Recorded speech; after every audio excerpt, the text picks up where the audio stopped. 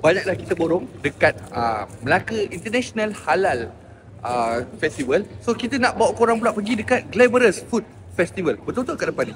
Betul tu. Sempena dengan Melaka International Halal Festival 2025, dekat pekarangan MITC ada Glamorous Food Festival. Event ni berlangsung sama-sama dengan Halal Festival. Ada juga kerjasama dengan usahawan-usahawan bawah MAIM. So food festival kali ni sangat-sangat lain. Boleh dapatkan banyak makanan-makanan lokal, terutamanya makanan-makanan Melaka. Kopok leko gemuk pasar payang ni pun ada. Nak shawarma Damascus dan juga manisan Timur Tengah pun ada. Nak pasta cedok yang murah tu pun ada. Bawa anak-anak sopa rupa siap ada kat sini kali ni. So kali ni memang meriah, banyak juga aktiviti. Bukan sekadar makan. Tapi yang ni unik tau. Tacos ni makanan orang Mexico. Tapi yang ni lokal yang buat. Ini orang Melaka tau. Tapi jangan pelik, tayar viral ayah pong pun ada jual kat sini. Tapi benda yang orang Melaka sangat-sangat tunggu, setiap malam dia ada event dekat pentas utama. Ada malam galau yang memang ramai sangat tunggu. Konsert malam galau diorang ada dengan cerpet. Apa macam serba.